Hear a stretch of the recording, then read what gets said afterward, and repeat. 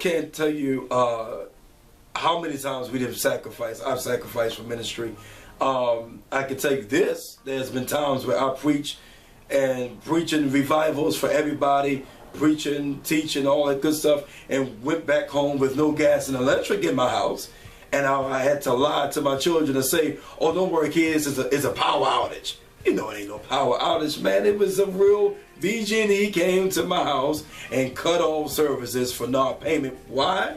Because I remember my wife and I taking our card. It wasn't even a credit card. We talking about a debit card, and sliding it at the hotel when our church was in the hotel. Slid that card every week, $300+ every single Sunday, $300+ to make sure the church had a roof over his head.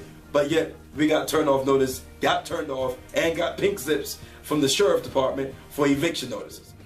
Betrayal is one of the most nastiest feelings you can ever feel. I know how it is to go through betrayal. I know what betrayal feels like. I know how it is to be a pastor that loves everybody, and at the same time you have people come in to your ministry. I have people that have been hooked up in all type of life situations, and I pull them out of the situation. Many of them know exactly who they are. Even pastors know exactly who they are. They needed money, I gave it to them. They needed a place to stay, I gave it to them. They needed food in their pocket, food in their mouths and their stomach, and I gave it to them. And I don't say that to brag and say I am bigger than anybody else or I'm greater than any of them, because I did it out of my heart. But there is no pain like betrayal. Betrayal looks like this. I come to your ministry already broken, wounded, lying about the former church that I was previously in. I come to your ministry saying that I am ordained as this, that, and the third. I am anointed for this, that, and the third. I've been sitting under such and such leader for so long, and I'm coming over here. God sent me here. Betrayal is when you sit inside of your pastor's living room, dining room, kitchen with their family, and you bring your family over and we connect as brothers in Christ or brothers and sisters in Christ. Betrayal is when I love on you unconditionally. I take the shots for your personal life as your pastor, and then after that you turn around without any real response or any real excuse. You look at me eyeball to eyeball or send an immature text and say, I'm no longer continuing my membership at your church. I think being a pastor is the hardest job the world can ever behold, or the hardest job you can ever have.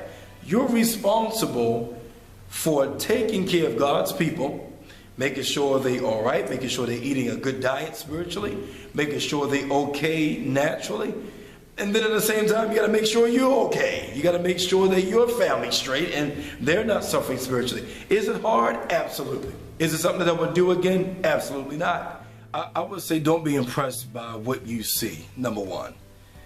Number two, just because somebody got a few hundred members, 3,000 members, do not mean that they are successful. Number three, if you're not saved, don't even jump on this boat, because you have to have a prayer life. You have to be saved in order to be called to pastor a church.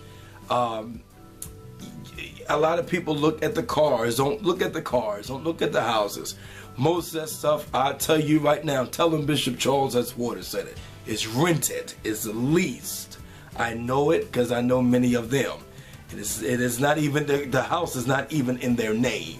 If it is in the name, ask them. I'm a real estate investor myself. Ask them to show you the keys and deeds, and you will find that most of the stuff is in their mama name, grandmama name, children's name, aunt's name, even the church name. I think a lot of ministry struggles from many different things.